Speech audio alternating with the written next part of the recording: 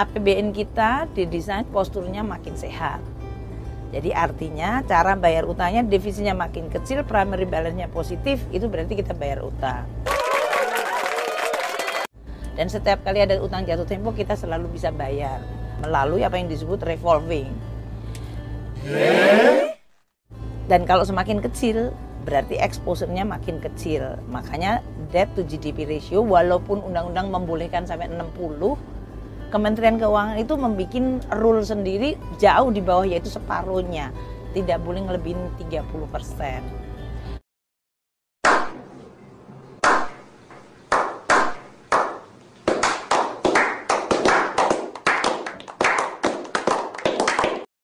Pertama, bahwa utang kita itu masih aman. Ini aman buat siapa? Aman buat rakyat atau aman buat para elit asing, si pemberi utang? Soalnya tadi disebut aman karena selalu bisa bayar utang saat jatuh tempo. Itu adalah idaman elit global. Bagi mereka, paling ideal kalau ada pejabat di pemerintahan yang bisa memastikan bayar utang tepat waktu.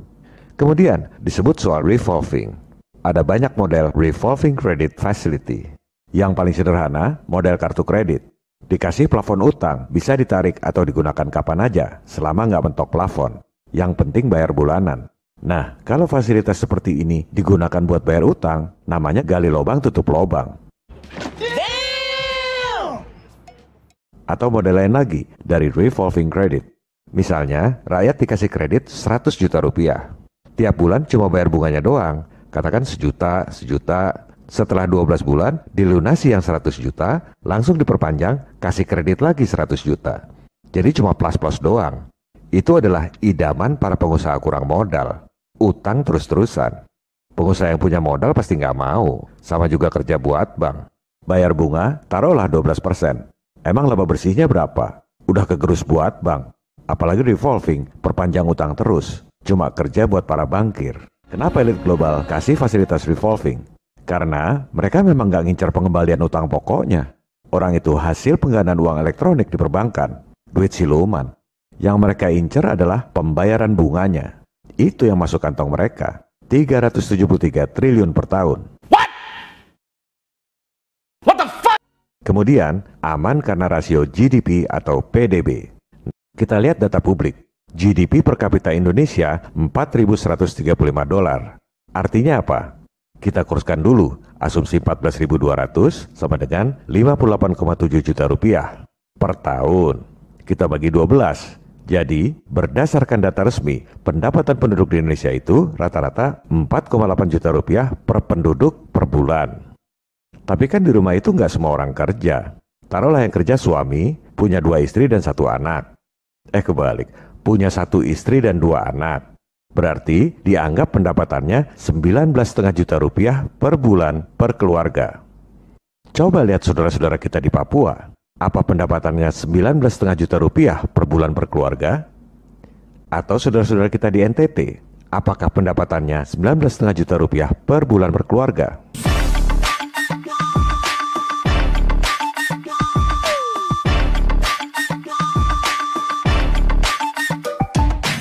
Karena dalam GDP itu, pendapatan perusahaan-perusahaan asing dianggap sebagai pendapatan domestik. Jadi kelihatannya bagus. Padahal yang nikmati bukan orang Indonesia. Inilah akal-akalan Nekolim. Contohnya ya perusahaan-perusahaan asing seperti Freeport itu. Tahun 1967, alasannya untuk meningkatkan GDP. Memang benar GDP naik, tapi itu indikator palsu. Karena yang nikmati ya dia-dia lagi. GDP seolah-olah tinggi, padahal rakyatnya tetap miskin. No, God, please, no! No! No! Kedua, kita harus ngumpulin pajak, bener, tapi tidak untuk bayar utang saja, tapi untuk menyelesaikan, untuk membuat ekonomi kita makin baik fasilitasnya, sehingga ekonomi makin maju, GDP-nya makin gede, utangnya relatif makin kecil. Kita bisa ngumpulin pajak untuk bayar utang juga. Stop it. Get some help. Berikutnya, solusi dari Bu Menkeu adalah pajak. Ini yang dari awal kita bicarakan. Rakyat disuruh kerja keras, dipajaki tinggi buat bayar utang pada para bankir asing yang kaya raya. Padahal sebenarnya tanpa utang pun kita mampu biaya pembangunan. Kita jangan ngomong rasio-rasio GDP palsu itu. Kita lihat aja angka nominalnya. APBN 2021 bayar bunga utang 373 triliun rupiah per tahun. Siapa yang mau bayar? 373 triliun itu cukup untuk ekuitas bikin 2 kali bank mandiri setiap tahun. Dibakar tiap tahun. 373 triliun itu cukup untuk membiayai APBD DKI Jakarta selama 4 tahun. Dibakar tiap tahun. Kalau ada pemuja utang yang bilang bahwa ngutang itu wajar, jangan ngomong doang. Coba bayar sepersejutanya aja, 373 juta tiap tahun. Mau? Saya sih nggak mau, makanya protes. Atau para pemuja utang itu bayar 10 jutanya deh, 37,3 juta rupiah tiap tahun. Mau nggak? Saya sih nggak mau, karena memang sebenarnya kita nggak perlu ngutang. Kita mampu biayai sendiri pembangunan. Ketiga, ya kita awasi belanja negara. Kalau kita membelanjakan 2.200 triliun, tapi dia tidak menjadi apa-apa, apakah itu sekolah, kesehatan, apakah itu infrastruktur, apakah itu untuk kemiskinan, kita harus sebagai netizen, saya kepengen, ya netizen itu mari sama-sama kita melototin 2.200 itu, kita cari itu di mana dia. Katanya kan mereka well connected. Jadi kita bisa tahu dan kemudian kita bisa mengatakan, oh iya, uang 1 rupiah ini bisa membuat orang menjadi produktif, menjadi tidak miskin, anaknya menjadi sekolah, anaknya menjadi sehat, tenaga kerja bisa mendapatkan vokasi. Ini orang-orang yang kemudian akan menjadi bisa mengurus dirinya sendiri dan bisa berkontribusi pada ekonomi.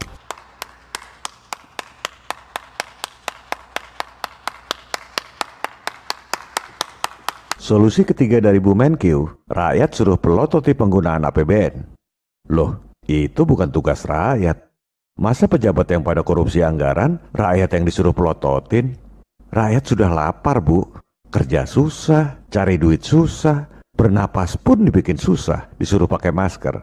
Masa masih disuruh pelototin anggaran? Ngono ya ngono, ning ojo ngono.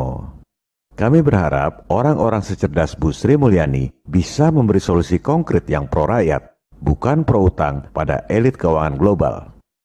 Dari ketiga hal tersebut, jelas sekali kelihatan bahwa Bu Menteri nggak punya solusi. Why are you crying? Begitulah rencana strategis pemerintah untuk bayar utang. Semua yang dikatakan Bu Menkyu itu betul, sesuai teori-teori yang diajarkan oleh Nekolim.